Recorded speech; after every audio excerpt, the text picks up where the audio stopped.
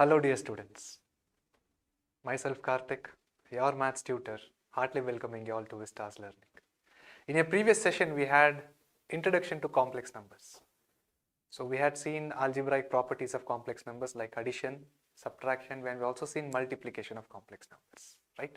So in today's session what we'll be doing is, we'll be having a look at the division of complex numbers, powers of iota, as well as Argan plane and representation of a complex number in polar form. So these are the topics will be covered in this video. Alright, so let us begin today's session. So the very first thing, what do we have here? Division of two complex numbers. So how do we divide two complex numbers? So addition we have seen, right? Subtraction also we have seen, multiplication also we have seen. Now we are coming to division. So for example, to understand how to divide two complex numbers, we have two complex numbers. So Z1 is one of the complex number and Z2 is another complex number, right? So that is given to us, Z1 and Z2. What we have to do or what we have to find here is, we have to find out what is Z1 divided by Z2. Alright, so Z1 divided by Z2 can be written like this, right students? Z1 divided by Z2. So that is nothing but Z1 into 1 by Z2. Right? Same thing only, right? Z1 into 1 is Z1. So Z1 divided by Z2. So that can also be written like this. Further substituting this Z1 and Z2, what we'll get? So Z1 is nothing but 6 plus 3i into 1 by Z2. So 1 divided by, what is Z2 there? 2 minus I. Right? What we have to do here is, here we have to take the conjugate of the complex number. We have to take the conjugate of this complex number. Why are we taking this? So what is conjugate first of all? Multiplying and dividing 2 plus I by 2 plus I. So if these both get cancelled out, so that is nothing but into 1. So that is nothing but Z1 by Z2. Understanding? But why are we taking this conjugate here? Why are we multiplying and dividing 2 plus I and 2 plus I? So I is nothing but what, students? I is nothing but iota, which is an imaginary number.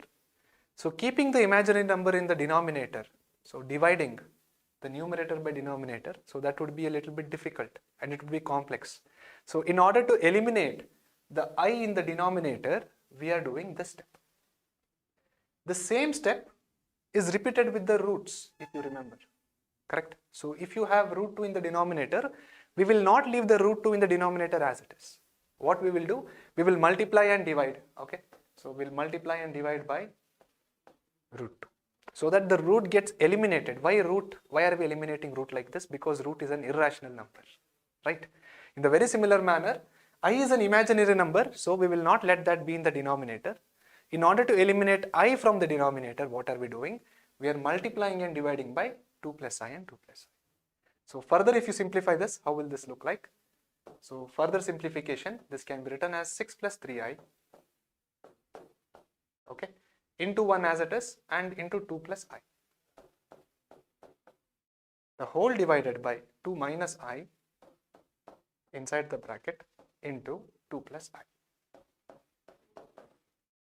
Understood? So 2 plus I and 2 plus I. So if you just cancel them both, this is nothing but what? Z1 divided by Z2. Why are we doing this? To eliminate I from the denominator. Why are we eliminating I? Because it is imaginary. Alright. So further, now multiplication of, what are we doing here, students? So this operation is what? Multiplication of complex numbers. So how do we do that? 6 into 2 is 12. 6 into I is plus 6i. 3 into 2 is plus 6i again. 3i into I, so that will be 3i square, the whole divided by a plus b, correct? A minus b. So what is a plus b into a minus b? A plus b into a minus b is nothing but a square minus b square. So write a square minus b square here. A square is nothing but 2. 2 square is 4. Minus b is what, students? I. So minus I square. So this is how we are simplifying this. So further, if you simplify this, what will happen? Which is equal to 12 as it is. 6i plus 6i is 12i plus 3 of minus 1. I square is equal to minus 1 I am writing. So this is nothing but powers of iota. We will be discussing this as the next chapter, next topic. Alright. So just as of now, what are we writing? I square is equal to minus 1.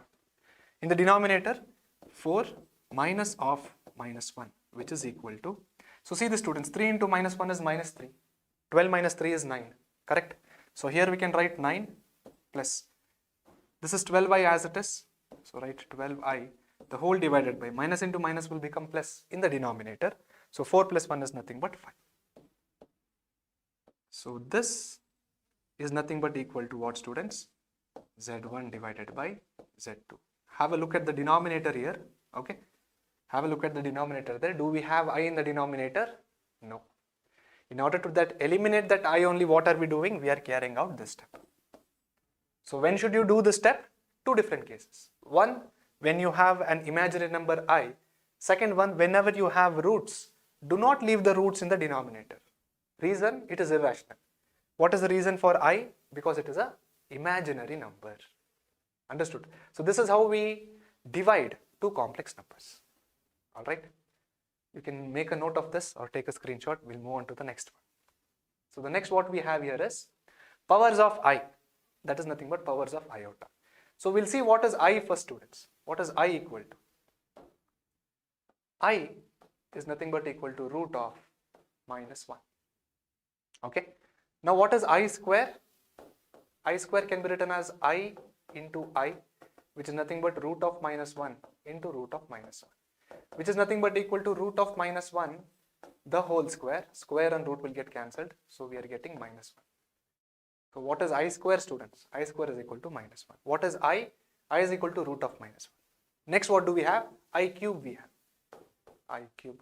I cube can be written as what? I square into I. Correct? I square into I is nothing but how much? I cube. And what is the value of I square? I square is minus 1.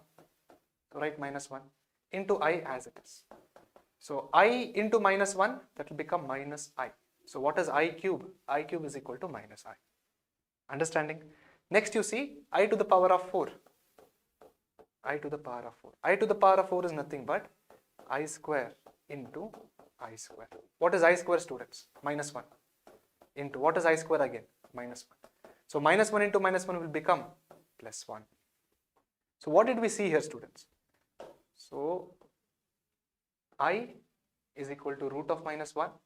I square equals minus 1. I cube equals minus I, and I to the power of 4 is nothing but equal to plus 1.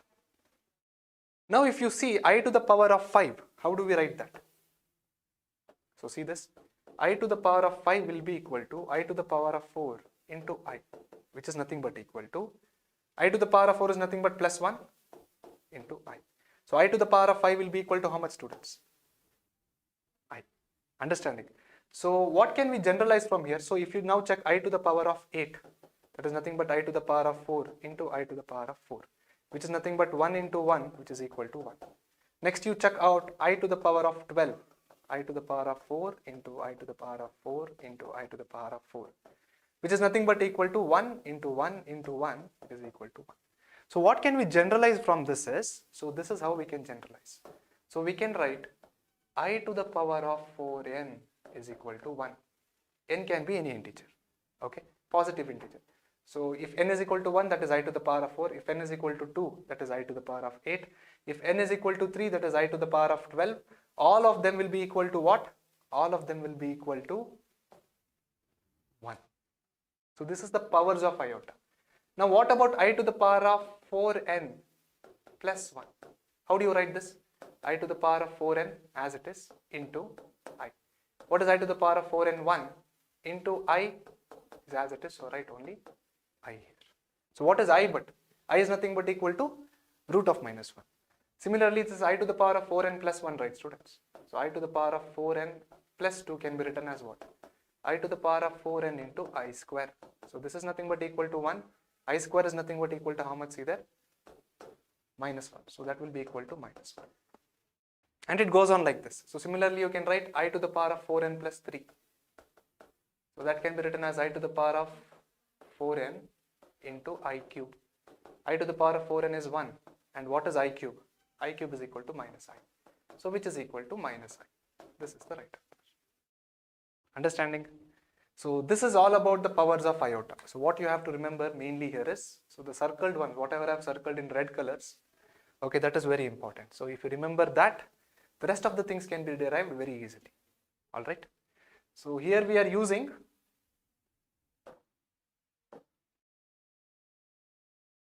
properties of indices. So what is indices again? Power, that is. It is nothing but power. So power is 1, power is 2, power is 3, power is 4. So what are the properties of indices there? A to the power of m into a to the power of n is equal to a to the power of m plus n. This also you have to. So this is very basic, again you have studied in your previous classes. Okay, so moving on to the next one. So these are the powers of I. Okay. So next what do we have?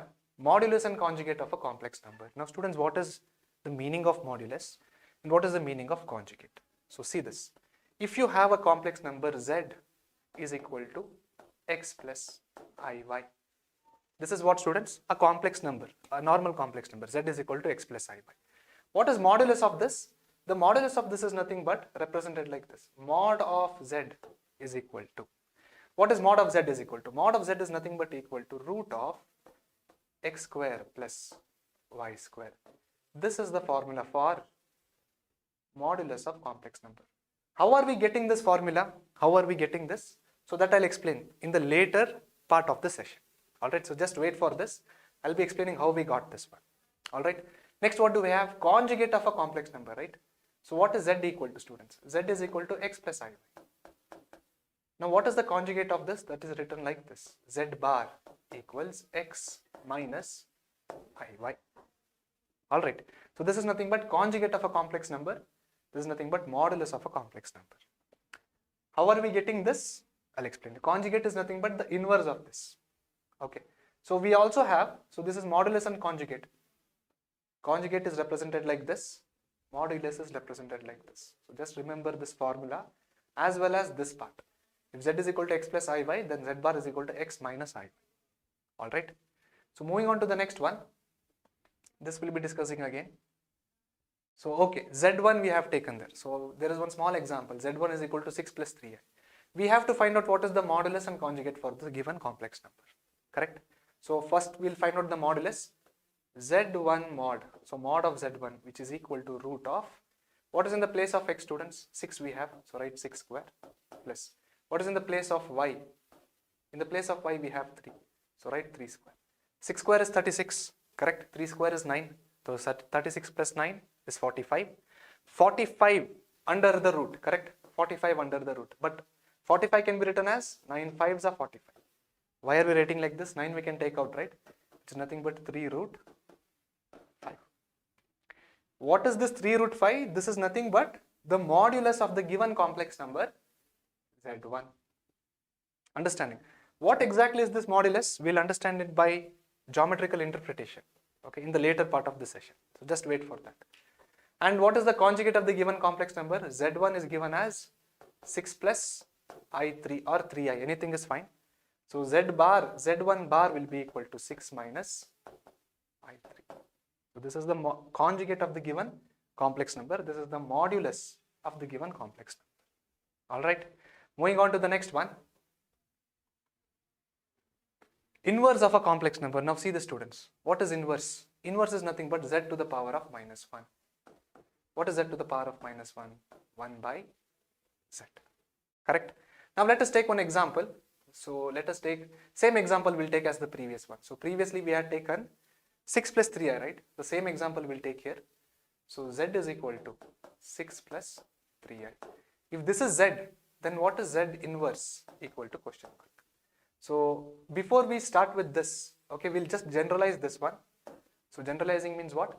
If z is equal to a plus ib, then what is z inverse? Z inverse is nothing but equal to 1 by z, which is nothing but equal to 1 by a plus ib.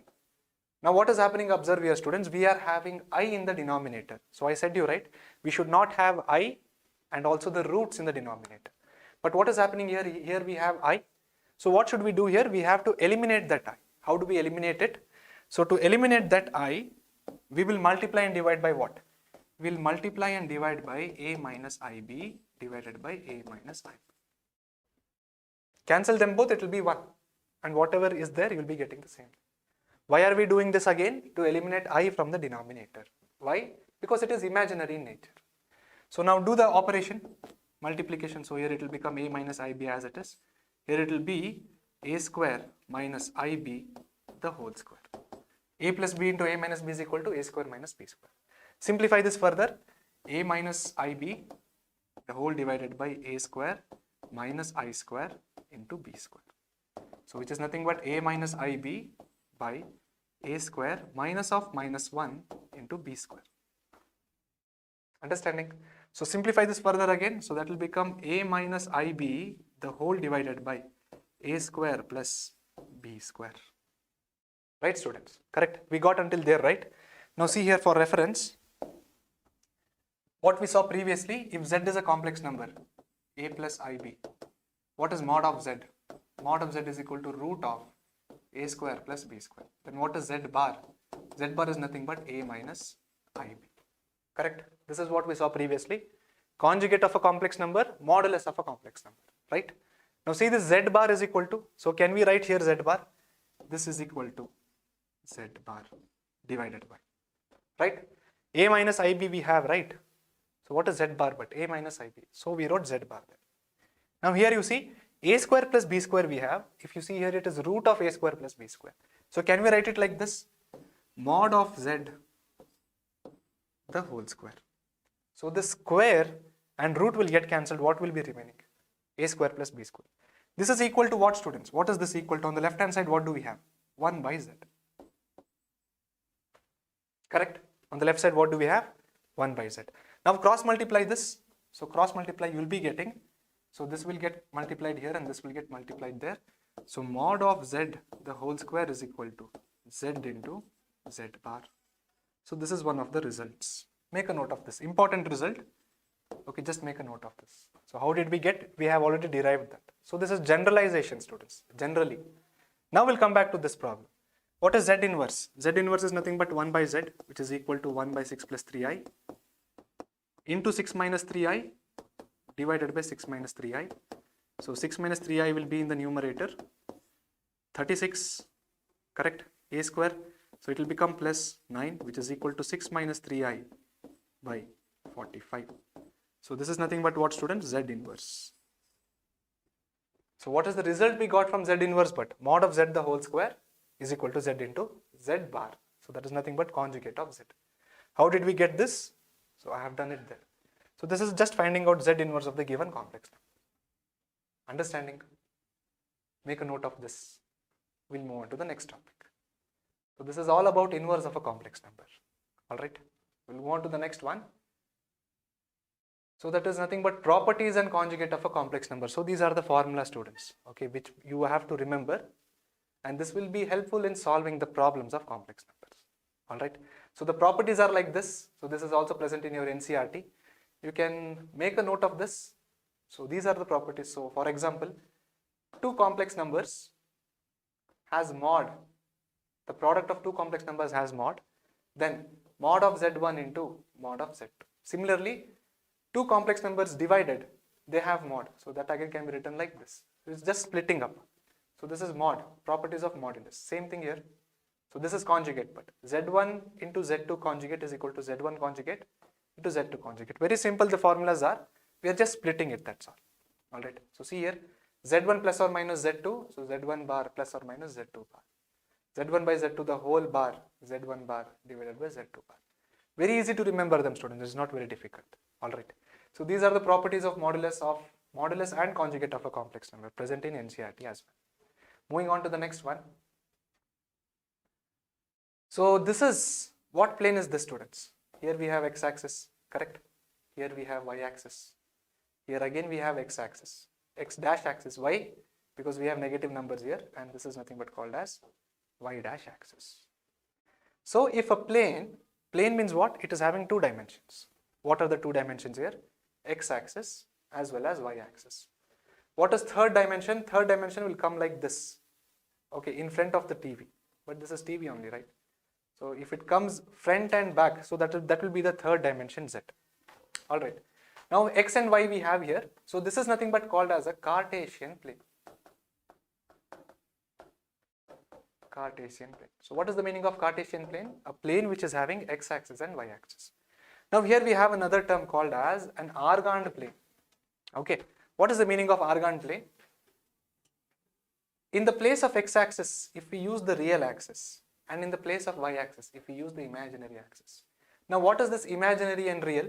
How is the complex number represented, students? X is equal to, z is equal to x plus iy. Now see this, important. If I write Re of z, that will be equal to x. And if I write Im of z, that will be equal to iy.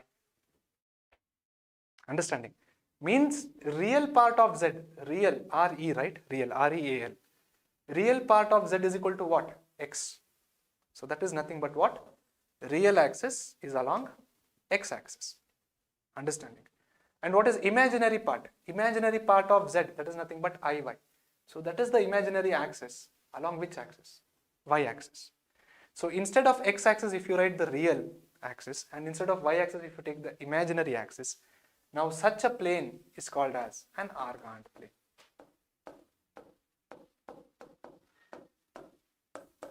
Such a plane is called as what? An Argand plane. Now see the students, I said I'll be showing you this later on, right? So now here we will take one complex number. So what complex number here we'll take is, let us take like this. Let us take 5 plus 3i. Okay. So let us take z is equal to 5 plus 3i. A complex number. A plus ib, 5 plus 3i. Real part is 5. Imaginary part is 3.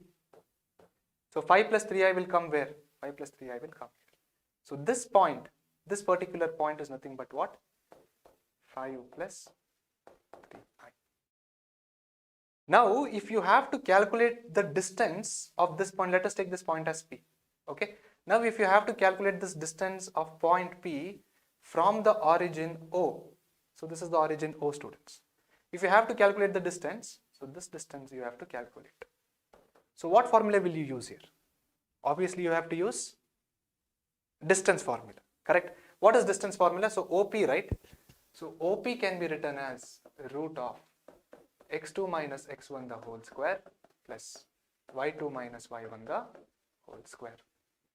What is x2 x1? What is y2 y1? So students, see this. This is actually a complex number. How to represent this in the point of form? So 5 comma 3. 5 is what? X-axis. That is nothing but the real axis. And 3 is what? Y-axis. That is nothing but imaginary axis. So this is point. So let us take this as x2 comma y2. What is x1 comma y1? 0 comma 0. It is nothing but x1 comma y1. Now find out the distance here. x2 minus x1 the whole square. So root of x2 is how much? 5 minus x1 the whole square plus y2. What is y2, students? 3 minus y1. y1 is nothing but 0 the whole square, which is nothing but equal to root of 5 square plus 3 square. So 25 plus 9, root of 34. What is this root 34? Root 34 is the distance from the origin to this point. So this is nothing but what, students? Whatever we did here, this is nothing but called as what? Modulus of complex number. So that is nothing but mod of z. So now remember, modulus of complex number is representing what? Modulus of complex number is representing the distance of that particular point of the complex number on Argand plane. Okay, distance of this point on the Argand plane from this point to this point. This distance is represented by what? This distance is represented by mod of z. Mod of z. So what is modulus of z? Distance from the origin to a particular point of the complex number in an Argand plane. So this is nothing but called as what? Modulus of complex number. Remember this point. And this is the distance, right? Distance can never be negative, students. Okay, distance is always positive. All right, distance is always positive. So if suppose I ask what is the distance between your school to your home, so the answer will be plus 1 kilometer or 1 kilometer, 2 kilometer, 3, 4, 5 and so on. But have you ever told the distance is minus 1 kilometer? So 1 kilometer means we know, right? So from this point to this point. So what is minus 1 kilometer? So minus means, so distance cannot be in minus. So that is what I mean to tell you. All right. So remember, What is modulus of z? That is the distance between the origin to the point of the given complex number in an Argan plane. What is Argan plane? Instead of x-axis we are using real axis. Instead of y-axis we are using imaginary axis. So this is called as Argan plane. If we use x and y, that is called as what? Cartesian plane. Alright. So remember this mod z, very important. Moving on to the next one. So representation of complex numbers in the polar form. So before we get into this problem, how do we represent? I'll tell you, students. So the representation is done like this. Z is equal to r cos theta plus I sin theta. This is how the complex number is represented in polar form. So what is polar form again? So previously we saw what, students? Cartesian coordinates, right? Cartesian coordinates, Cartesian plane we saw. In Cartesian plane, how are the coordinates represented? Coordinates are represented like this, x comma y. Alright. And in Argan plane, how are the coordinates represented? X comma iy. Understood? Now what we are seeing in polar form. In polar form, how are the coordinates represented? R comma theta. How is that? So let us take this example here, or let us take some generalization again. Z is equal to a plus ib, correct? So this point we'll take it as origin 0 comma 0, and a plus ib can be represented like this, a comma b. Okay, so this is real axis, this is imaginary axis. Alright, now we have to find out the distance between this point, what is that, ab, and this point, right? So this distance we have to find out. See here, this rotation is called as theta, and the distance from the origin to this point is nothing but called as r. And what is r, students? R is nothing but modulus of z, means modulus of a complex number. Okay, so r is equal to nothing but modulus of z, and ab is nothing but the given point here, whatever point. So a is equal to 1, b also equal to 1, so it is 1 comma 1 this time.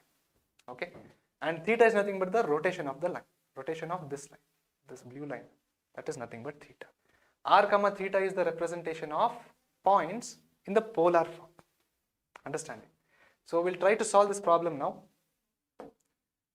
So we have what? Z is equal to r of cos theta plus I sin theta. Okay, and what is z given to us? Z is equal to 1 plus I. Equate them both because both are z. So write 1 plus I equals r cos theta plus r sin theta, r I sin theta. Equate both the i's, equate this I and equate this real part. So what can you write? R cos theta equals 1 and r I sin theta equals I. I and I will get cancelled. So here nothing will get cancelled. Now what we'll do, what are we having here? Here we have r cos theta equals 1 and r sin theta is also equal to how much? 1. So let us take this as equation number 1 and let us take this as equation number 2. Square and add both the equations, you will be getting r square cos square theta plus r square sin square theta equals 1 square plus 1 square. Take r square common. Cos square theta plus sin square theta is nothing but 1, which is equal to 2. So therefore what is r, students? R is nothing but root 2. What did I say while representing the complex number in the form of polar form? R is nothing but root mod of z, right? R is nothing but mod of z. What is mod of z? A square plus b square. So check this also. What is a? 1. So root of 1 square. And what is b? B is also 1. So 1 square. So there is nothing but root of 2. See? Modulus of z, that is nothing but equal to r in the polar form. So modulus of z also we are getting root 2. And when we do it in this way also we are getting r is equal to root 2. So there are two ways you can find out r. Either you can do it like this in the blue color, or also you can opt the black one. So both are right because you're getting the same answer, right? So now we have to find out what is theta here. R we got root 2, right? So substitute r in this place as well as here. So what can you write? Root 2 cos theta equals 1 and root 2 sin theta equals 1. So cos theta will be equal to 1 by root 2. Here sin theta will be equal to 1 by root 2. So theta will be equal to what, students, for both of them? Pi by 4 radians. Pi by 4 is nothing but what? 180 divided by 4. That is nothing but 45 degrees. So what is sine 45 degrees? Sine 45 degrees is 1 by root 2. What is cos 45 degrees? 1 by root 2 as it is. Now what we'll do here, final step. This is given complex number, right? This is the given complex number. We have to represent that in the polar form. How do we represent? This is the formula. Now did we get the value of r? Yes, we got. Did we get the value of theta? Yes, we got. So just substitute them both in this form. So here we can write z equals root 2 cos pi by 4 radians plus I sine pi by 4 radians. This is the representation of given complex number in the polar form. Understanding? So once again we'll have a very quick revision whatever we have done in this session.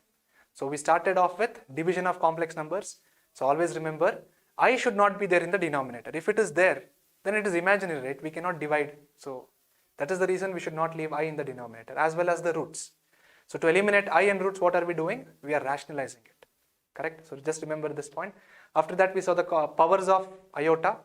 I is equal to root of minus 1. I square is equal to minus 1. I cube is equal to minus I. And I to the power of 4 is equal to plus 1. After this we saw modulus and conjugate of a complex number. So what is modulus? Mod of z. What is conjugate? Z bar. What is the geometrical meaning of modulus? Distance between the origin to this. So this is the geometrical meaning of modulus. Z, mod of z. Distance between this point to the given complex numbers point in an Argan plane. Okay, so that is modulus. Conjugate is nothing but reversing the sign. Then we saw what is Argan plane. So instead of x-axis we are using real axis. Instead of y-axis we are using imaginary axis. So this is Argan plane. After that we saw how to represent the given complex number in the polar form. Okay, so this is the formula we are using for that. Alright, so this is only the synopsis, students. Problems we'll be doing as soon as we finish this lesson. So in the next class we'll be starting with the next topic, maybe the quadratic equations. Until then, stay tuned to this Vista Learning. Thank you.